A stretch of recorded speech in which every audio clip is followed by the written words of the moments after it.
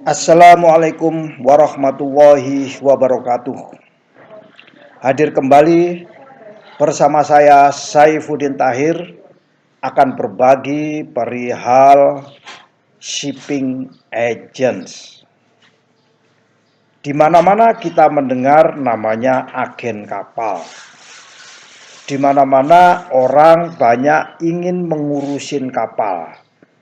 Di mana-mana banyak orang ingin terlibat di dalam dunia perkapalan, terutama di dalam dunia pelayaran. Shipping agent adalah suatu bisnis, salah satu bisnis dalam sektor pelayaran, bukan salah satu bisnis dari sektor perkapalan, namun salah satu bisnis dari pendukung sektor pelayaran, yaitu disebut shipping agents. Perusahaannya disebut dengan shipping agency. Sebelum kita membahas masalah shipping agents atau agen-agen kapal ini, maka kita harus tahu filosofi daripada agen kapal. Agen kapal pada dasarnya adalah perwakilan, namanya agent itu adalah perwakilan. Perwakilan yang secara tetap ditunjuk oleh perusahaan pelayaran, ditunjuk oleh pemilik kapal untuk mewakili dirinya sebagai seorang pemilik kapal atau mewakili perusahaan pelayaran. Shipping agent ini biasanya berposisi di luar negeri. Sebagai contoh, misalnya perusahaan pelayaran di United Kingdom mempunyai kontrak pelayaran dengan Singapura. Maka perusahaan pelayaran yang ada di United Kingdom itu memiliki shipping agent yang ada di Singapura. Begitu sebaliknya, perusahaan pelayaran yang ada di Singapura harus mempunyai shipping agent dengan bila kapalnya melakukan transportasi atau pelayaran di misalnya Jepang. Begitu seterusnya. Maka shipping agent awal mulanya, asal muasalnya adalah agensi di suatu negara lain oleh suatu perusahaan pelayaran tertentu. Ini asal muasalnya, ya.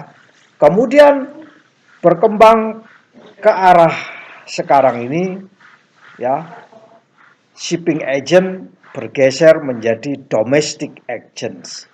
Shipping agent, pelayaran antar kota, misalnya pelayaran dari kota Jakarta, pelabuhan di Jakarta, menuju pelabuhan misalnya di Belawan. Maka pemilik kapal yang ada di Jakarta harus memiliki agen pelayaran atau agen kapal yang ada di Belawan. Begitu juga misalnya ada di Makassar, ada di Sorong, ada di Surabaya, ada di Batam, Palembang, dan lain sebagainya. Itu pergeseran. Namun ini lazim karena pemilik kapal tentunya tidak memiliki tangan yang cukup panjang, tapi satu-satunya adalah menunjuk suatu perwakilan. Nah, perwakilan inilah yang disebut dengan agen. Shipping agent bisa dikenal dengan nama agen kapal atau agen saja, ya. Biasanya shipping agent ini skop pekerjaannya adalah terkait dengan aktivitas kapal yang ada di pelabuhan tertentu. Shipping agent ini mempunyai kepentingan yaitu mewakili pemilik kapal, mengurus segala administrasi yang terkait dengan pemilik kapal, perusahaan pemilik kapal, kapal itu sendiri terhadap pelabuhan. Dan shipping agent ini bisa mewakili pemilik kapal di dalam mengurus segala sesuatu terhadap kapal tersebut, terhadap muatan kapal, terhadap bila mana terjadi sesuatu, maka agen kapal ini adalah mempunyai tugas dan berkepentingan akan kesuksesan daripada tugas itu mewakili pemilik kapal. Bagaimana halnya dengan biaya? Dari mana pendapatan dari seorang shipping agent? Pendapatan dari seorang shipping agent tentunya berasal dari kontrak antara agen itu sendiri dan pemilik kapal. Agen itu sendiri dan pemilik kapal. Tentunya kontrak harus dibuat notarial di hadapan notaris atau didokumentasikan secara legal, atau dimasukkan dalam satu kesepakatan perjanjian antara agen dan pemilik kapal. Seperti halnya kita sampaikan sebelumnya, bahwa agen kapal atau agen pelayaran kesehari-hariannya dikenal dengan istilah agen. Agen menjalin hubungan antara pemilik kapal dan pelayaran atau dengan nahkoda, itu memiliki satu cara-cara tertentu, dan cara-cara inilah yang mengakibatkan agen kapal dipercaya oleh pemilik kapal. Sehingga menjadi agen kapal ini biasanya sekali kita melakukan kesalahan, maka pemilik kapal tidak akan percaya lagi kepada agen tersebut. Jadi prinsip utama di dalam memilih atau menentukan agen itu adalah unsur paling utama, bahkan 99,99% adalah kepercayaan. Agen diperbolehkan untuk bertindak atas nama pemilik kapal, Agen boleh bertindak atas nama perusahaan pelayaran. Tentunya untuk bisa bertindak atas nama pemilik kapal dan perusahaan pelayaran, maka agen tersebut harus tahu apa itu hak-hak dan kewajiban daripada seorang pemilik kapal, hak dan kewajiban perusahaan pelayaran. Ini adalah modal kedua. Yang pertama adalah kepercayaan, dan yang kedua adalah memahami secara komprehensif, detail, praktis di lapangan, yaitu mengenai hak dan kewajiban seorang agen. Kegagalan seorang agen itu terletak pada hak dan kewajiban yang tidak difahami sejak awal, sehingga seringkalilah bahwa agen kapal tersebut mengalami persoalan-persoalan di kemudian hari. Kalau memang itu terjadi dispute antara pihak pemilik kapal dengan pihak shipper atau pemilik kapal dengan pihak pelabuhan atau pemilik kapal dengan pihak-pihak yang lain. Kawan-kawan semua, para praktisi maritim, khususnya kawan-kawan yang terjun di bidang keagenan, tanggung jawab seorang agen kapal itu akan menjadi satu remunerasi. Lalu berapa besarnya remunerasi dari seorang agen kapal? Remunerasi yang diberikan oleh pemilik kapal kepada agen kapal besarnya berdasarkan kontrak yang telah disepakati sejak awal. Jadi tip ketiga yang harus dilakukan oleh seorang agen kapal adalah menyatakan dengan jelas suatu kesepakatan antara pemilik kapal dan agen kapal tentang berapa besarnya nominal remunerasi. Biasanya besarnya nominal remunerasi tersebut secara eksplisit dimasukkan di dalam kontrak perjanjian antara agen kapal dan pemilik kapal. Itu disepakati sejak awal. Praktek menyepakati besarnya numerasi dan apa tanggung jawab serta kewajibannya itu semua tercantum di dalam suatu azas namanya kelaziman dari bisnis perdagangan lewat kapal menggunakan pelayaran atau perusahaan-perusahaan pelayaran. Bagaimana halnya dengan perusahaan yang tidak mempunyai land tetap, ya? Misalnya land Jakarta Singapura tetap, atau Jakarta Belawan, Jakarta Makassar, Jakarta Sorong, Jakarta Batam tetap. Tidak mempunyai land tetap. Bahkan pelayaran ini biasanya tergantung pada komoditas muatan yang akan diangkut di kapal. Setiap hari perusahaan pelayaran tersebut selalu mencari muatan apa yang akan diangkut oleh kapal ini. Effortnya memang besar, ya. Effortnya memang besar. Ada kelebihan dan kekurangan dari masing-masing sistem, yaitu dengan land khusus serta dengan menggunakan tramping. Semua mempunyai kelebihan dan kekurangan. Dalam hal pelayaran yang menggunakan sistem tramping atau tramper ini, biasanya agen kapal memiliki suatu kebiasaan, ya, atau memiliki suatu kompetensi yang tidak tertulis yang dituangkan di dalam suatu kontrak. Dan biasanya meskipun itu tidak tertulis di dalam suatu kontrak, maka agen kapal itu bisa bertindak sesuai dengan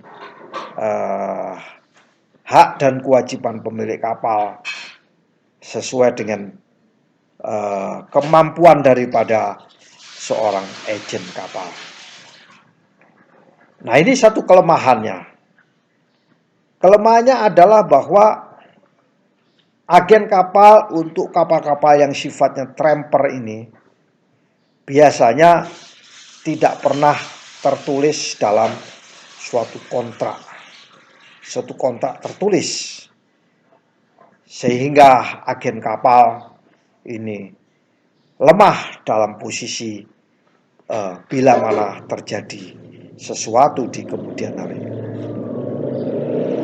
Namun demikian, baik itu pelayaran dalam bentuk liner maupun tramper ini perlu dicatat oleh agen kapal bahwa semua yang bertanggung jawab tetap di tangan pemilik kapal. Secara hukum, meskipun agen kapal melakukan satu tindakan atas nama pemilik kapal, maka yang bertanggung jawab sepenuhnya tetap pada tangan pemilik kapal. Jadi lingkup kerangka agensi atau skop daripada keagenan ini bisa dibatasi. Tip bahwa dalam membuat kesepakatan bahwa semua tanggung jawab masih harus dibebankan kepada pemilik kapal.